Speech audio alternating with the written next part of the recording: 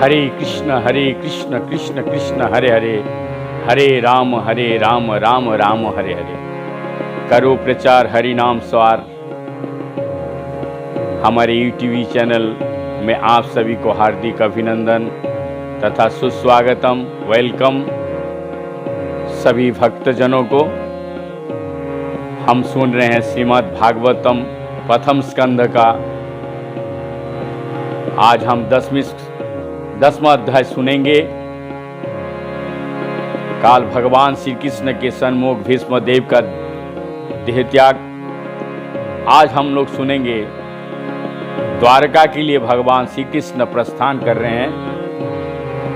तो शुरू करने से पहले हमारे परम पूज्य गुरुदेव तथा परम श्रद्धेय गुरुदेव गुरु महाराज एवं गुरु वर्ग तथा चारों संप्रदाय के साधु संत महंत जो जहाँ पे जिस अवस्था में, सभी को मेरा कोटि कोटि दंडवत प्रणाम करते हुए श्रीमद् भागवत सैनिक उवाच।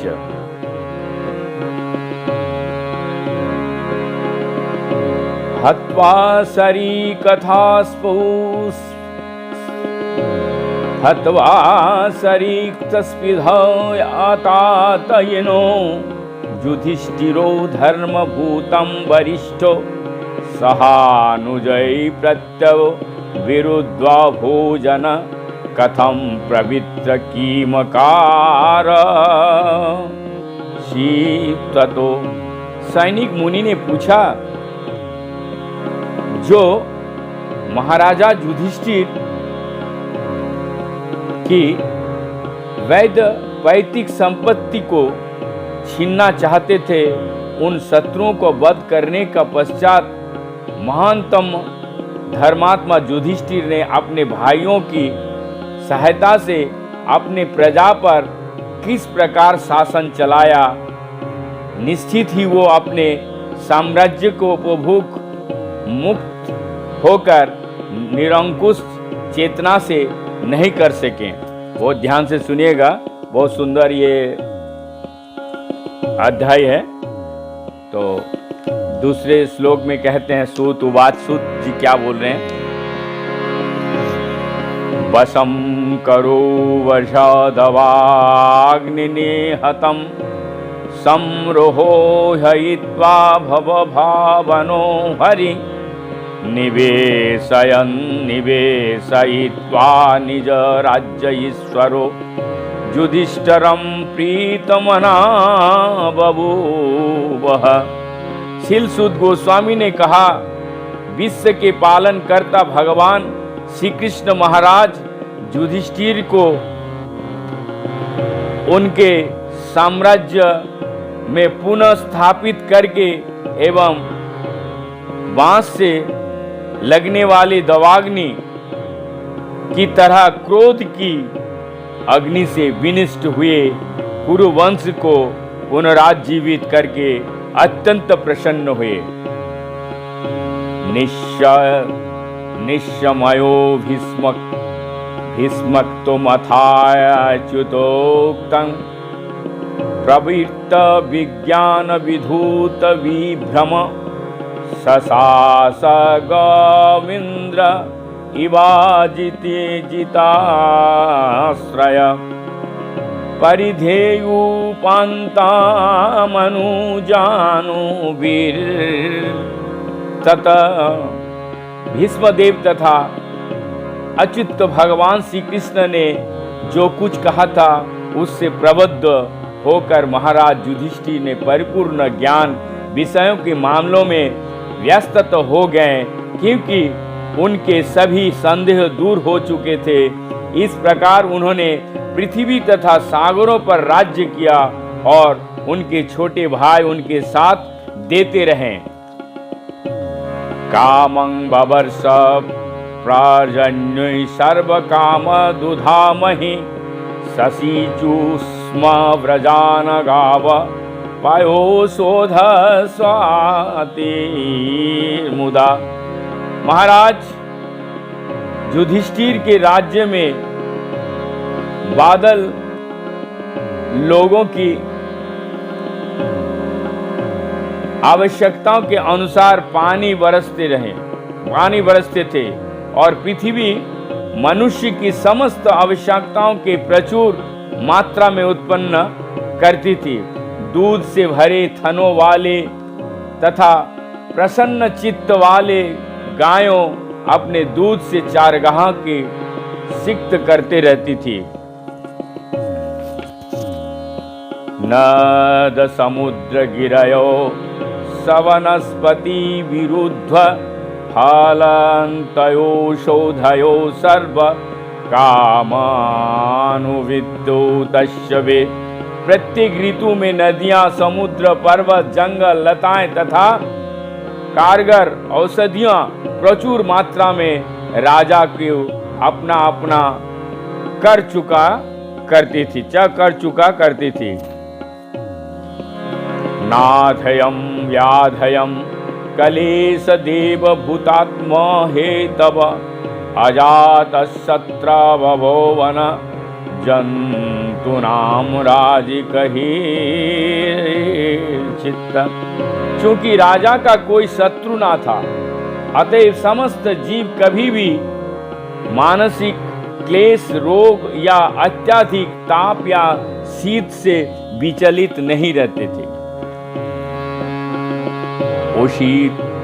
उषित हस्तिनपुरे मसान कति प्रयाण हरे सुहृदं च विशोकाय स्वसुक्ष प्रिय कमाया। भगवान श्री हरि अपने संबंधियों के सांत्वना देते तथा अपने बहन सुभद्रा को प्रसन्न करने हेतु कुछ महीने हस्तिनापुर में रहे। आमनत्रय चाभूयान ज्ञात परिष्वज्वाभिवाद्यौ तम आरुर्रहो रथम कौश्चित्त ऋषक्तिभिवादित। तत्पश्चात जब श्री भगवान ने प्रस्थान करने की अनुमति मांगी और राजा ने अनुमति दे दी, तो श्री भगवान ने महाराज युधिष्ठिर के चरणों में नतमस्तक होकर प्रणाम किया और राजा ने उनके गले लगा लिया। इसके पश्चात अन्य व्यक्तियों द्वारा गले मिलकर एवं प्रणाम स्वीकार करके वो अपने रथ में आरूढ़ हो गए। सुभद्रा द्रौपदी कुंत विराट तनया तथा गंधारि धृतराष्ट्रस्य युयुत्सुर्गयोतमो यमि विकोधरश्च ध्योमयश्च स्त्रियो सत्स्य सुतादय नासेर विमुक्तन विरह संग धनावना। उस समय सुभद्रा, द्रौपदी, कुंती, उत्तरा, गांधारी, महाराज धृतराष्ट्र, युयुत्सु, कृपाचार्य, नकुल, सहदेव, भीमसेन, धौम्य तथा सत्यवती सभी मूर्छित सा हो गए हैं, क्योंकि भगवान श्री कृष्ण का वियोग सह पाना उन सब के लिए असंभव था। सत्संगान मुक्त दुसंगहातु नित्सहेत बूध कीर्तयमानं जसो जस्य सुक्रीडाकर्णयारोचनम् तस्मिन्नयस्तधियो पार्थं सिहरन विरहं कथं दर्शनं स्पर्श यान सन भोजनै। वो बुद्धिमान जिसने शूद्र भक्तों की संगति से परमेश्वर की समक्ष लिया और जो भौतिक की कुसंगति से मुक्त हो चुका है, वो श्री भगवान के यश को सुनने से चुकेगा नहीं। उसने चाहे उनके विषय में एक ही बार क्यों ना सुना हो, तो भला पांडव उनके वियोग के कैसे सह पाते हैं, क्योंकि वह उनसे घनिष्ठता पूर्वक संबंधित थे। वे उन्हें साक्षात अपने समक्ष देखते थे, उनका स्पर्श करते थे, उनसे बातें करते थे और उन्हीं के पास सोते उठते बैठते तथा भोजन भी करते थे। सर्वेत निमेष रक्षोस्तमनुदूत चेतम वीक्षन्त स्नेह संबंधा विचालोस्तत्र तत्र। उन सब के हृदय उनके आकर्षण रूपी पात्र में द्रवित हो रहे थे। वे उन्हें अपलोक नेत्र से देख रहे थे और स्नेह के बंधन में बांधकर व्यग्रता से इधर उधर मचल रहे थे। न्यारुनुन्धुत्रु दुगल दस्पमोत्क कंठाय देवकी सुते निर्ययायाद्यगारण्यो भद्रामिति शायद्भदान्धवस्त्रिय। सगी संबंधी नातेदार स्त्रियां जिनके नेत्र से भगवान श्री कृष्ण के लिए उत्कंठावश अश्रुधारा उमड़ रही थी, महल से बाहर आ गए। वे बड़ी मुश्किल से अपने आंसू रोक पाए। उन्हें भय था कि प्रस्थान के अवसर पर आंसुओं से अपशकुन हो सकता है। मृदंग संग भेजस्य वीणापान बगो मुखा धुंधुयाना का घंटाद नेदुंदो भयास्तता।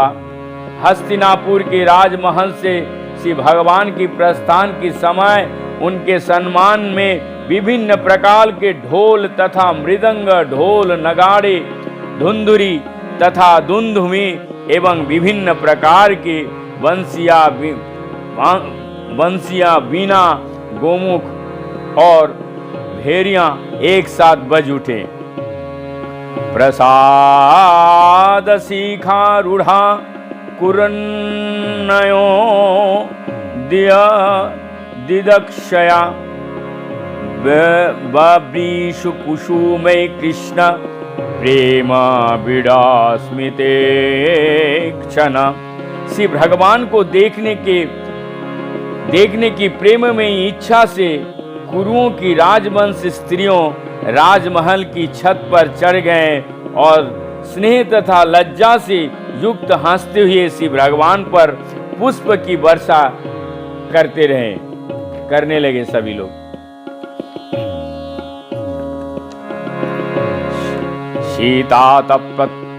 शीतातपत्रं जग्रह मुक्तदाम विभूषितं रत्नदंड गुडाकेशं प्रिय प्रियतमशः।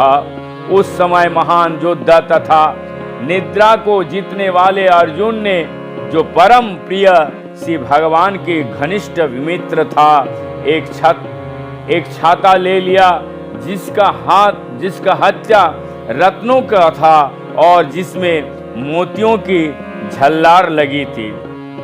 उद्धवो सत्या किश्चैव व्ययेन परमाउद्भते विकीर्यमान कुसुमैरेज मधुपति। उद्धव तथा सात्विकी अलंकृत पंखों से श्री भगवान पर पंखा झुलाने लगे और मधु के स्वामी भगवान श्री कृष्ण ने बिखरे हुए पुष्प पर आसीन होकर उन्हें मार्ग पर चलने हेतु आदेश दिए। आसुयंताशीष शक्यारस्तत्र तत्र द्विजोरिता नानुरूपानुरूपश्च निर्गुणश्च गुणानत्मम्। जहाँ तहाँ ये सुनाई पड़ रहा था कि भगवान श्री कृष्ण की दिए गए आशीर्वाद ना तो उनके उपयुक्त हैं ना अनुपयुक्त हैं, क्योंकि ये सब उन परम पुरुष के लिए थे जो इस समय मनुष्यों की भूमिका में निभा रहे थे।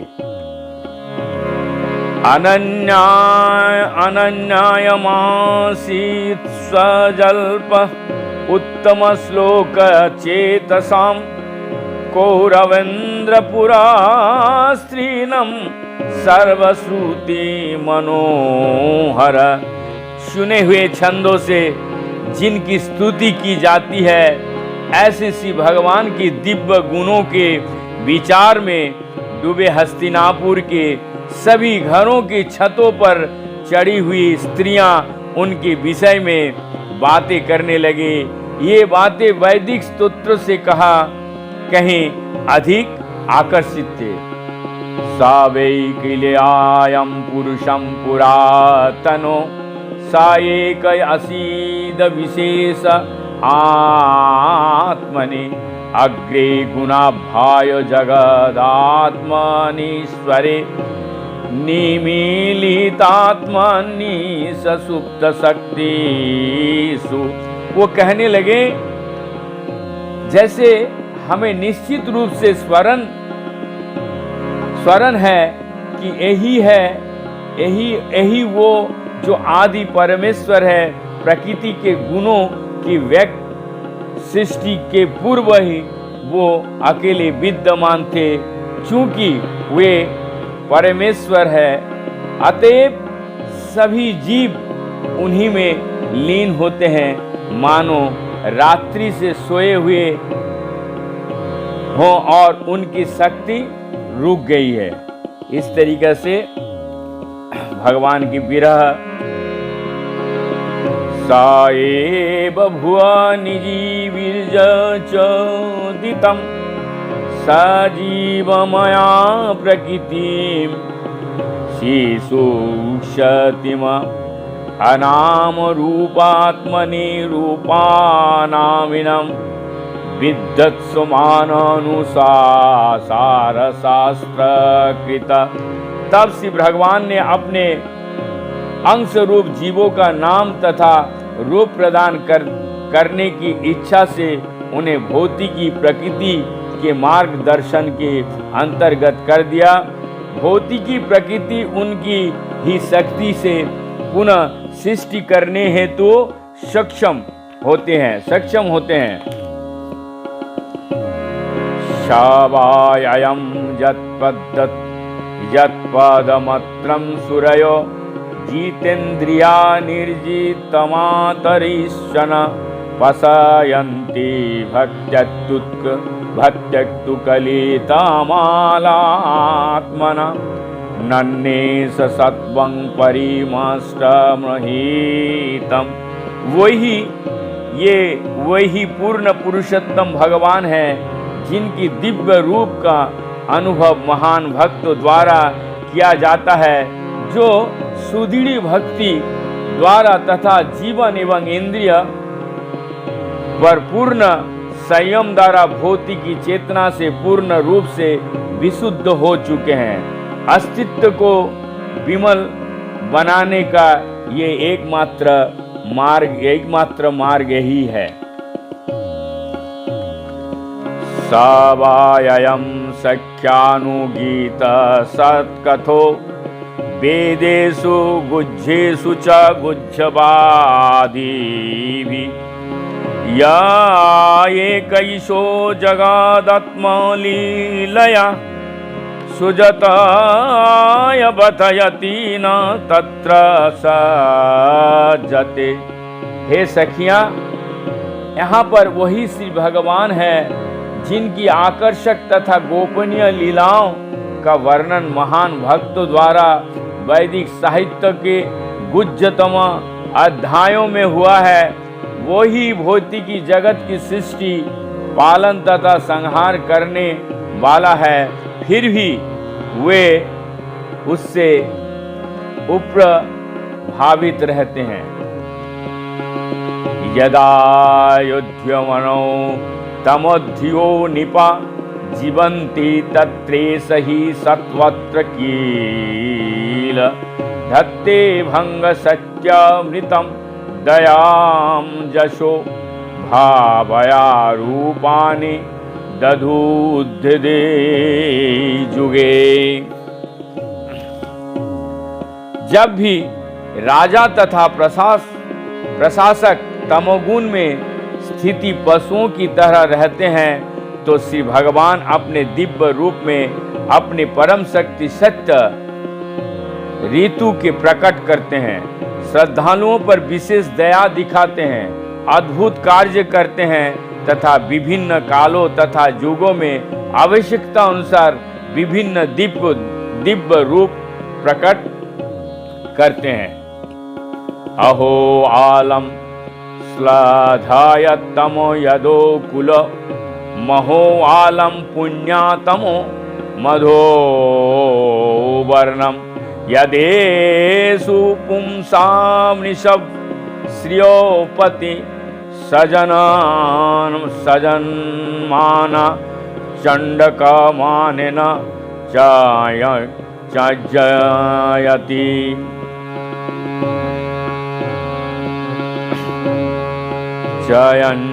जयंचति। ओहो, जदुवंश कितना यशस्वी है और मथुरा की भूमि कितना पूर्णमयी है, जहाँ समस्त जीवों के परम नायक लक्ष्मीपति ने जन्म लिया और अपने बचपन में विचरण किया है। अहोबतो श्रेयस्रास्त्रीरास्वरी कुशस्थली पुण्यया संस्कृ भुव प्रसयन्ति नित्यं यदानुग्रहेशितं स्मितावलेकं स्वापितं स्मा सज्जत यत्प्रजा। अर्थात निस्संदेह ये कितना आश्चर्यजनक है कि द्वारका ने स्वर्ग की जस को पराजित करके पृथ्वी के प्रसिद्ध को बढ़ाया है। द्वारका के निवासी समस्त जीवों के आत्मा भगवान श्री कृष्ण का उनके प्रिय स्वरूप में सदैव दर्शन करते हैं। श्री भगवान उन पर दृष्टिपात करते हैं और अपने मुस्कान भरी चितवन से उन्हें कृतार्थ करते हैं। ननु व्रत स्नानाहूता दिनस्वर समचितो हस्य गृहीत पानीभि पिबन्ति या सख्यधरामृतं मुहुः ब्रजस्त्रिया सम्मुमुः यदासया। अर्थात हे सखियां, तनिक उनकी पत्नियों के विषय में सोचो जिनके साथ उनका पानी ग्रहण हुआ था। उन्होंने कैसे व्रत स्नान यज्ञ तथा ब्रह्मांड की स्वामी की सम्यक पूजा की होगी, जिससे वो सब उनके अधरामृत का निरंतर आस्वादन चुम्बन द्वारा कर रही है। ब्रजभूमि की बलाएं ऐसी कृपा की कल्पना से ही प्राय मूर्छित हो जाती होंगे। या वीर्यश्लुकेन हृत्वा स्वयंवरे प्रेमथयो चौत्प्रमुखान् हि सुस्मिनि प्रादोत्थान संवारसुतादयो परा जस्याहता होमय वधे सहस्त्रश। इन पत्नियों से संतानें हैं प्रद्युम्न, सांब, अंब इत्यादि। उन्होंने शिशुपाल के नायकत्व में आए हुए अनेक शक्तिशाली राजाओं को हराकर रुक्मिणी, सत्यभामा तथा जम्मवती जैसे स्त्रियों का उनके स्वयंवर समारोहों से बलपूर्वक हरण किया था। उन्होंने हिमासुर तथा उसके हजारों सहायों को वध करके अन्य स्त्रियों को भी हरण किया था। ये समस्त स्त्रियां धन्य हैं।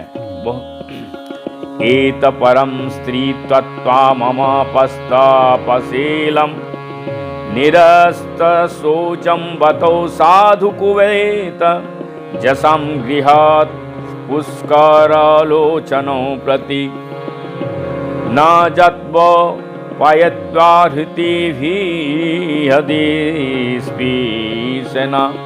इन सभी स्त्रियों ने व्यक्तित्व तथा शुद्धि से विहीन होते हुए भी अपने जीवन को धन्य किया। उनके पति कमल नयन श्री भगवान ने उन्हें घर में कभी अकेले नहीं छोड़ा। वे उन्हें बहुमूल्य भेंट प्रदान करके उनके हृदय को प्रसन्न बनाते रहें। एवं विदा गदन्ति नाम सागिरपुरयोषितं निरीक्षणेनाभिनन्दन सस्मितेन ययो हरि। राजधानी हस्तिनापुर के स्त्रियां जब उनका अभिनंदन कर रही थी और इस प्रकार से वार्तालाप कर रही थी तो श्री भगवान ने मुस्कुराते हुए उनकी बधाइयाँ स्वीकार की और उन पर अपने कृपा दृष्टि डालते हुए नगर से प्रस्थान किया। अजात शत्रुपितानम गोपीथाय मधुदिश परो भयो संकितो स्नेहात् प्रयोंक चतुरंगी नम। यद्यपि महाराज युधिष्ठिर का कोई शत्रु ना था तो भी उन्होंने असुरों के शत्रु भगवान श्री कृष्ण के साथ जाने हेतु चतुरंगिनी सेना, घोड़ा, हाथी, रथ तथा पैदल सेना लगा दी। शत्रु से बचाव और श्री भगवान से स्नेह के कारण महाराज ने ऐसा किया। अथ दुरागतान सौर कौरवान विराहतुरान सिन्निवृत्तिदृढो स्निग्धान प्राय सवान गौरीं प्रिय। भगवान श्री कृष्ण के प्रति प्रगाढ़ स्नेहवश कुरुवंशी पांडव उन्हें विदा करने हेतु उनके साथ काफी दूर तक गए। वे भावी विछोहों के विचार से व्यग्र थे, किंतु श्री भगवान ने उनसे घर लौट जाने का आग्रह किया और स्वयं अपने प्रिय संगियों के साथ द्वारका की ओर रवाना हुए। कुरुर्जांगलपांचलालानम सूरस्नेन सयामुनान ब्रह्मवर्त कुरुक्षेत्रम मत्स्यान सारसथानथ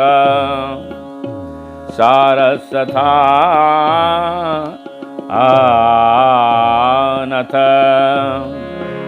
मारुधनवमतिक्रम्य शोवीराभिरयो परान् अनातान भर्गवोपागच्छ अंतबहो मनागी भू।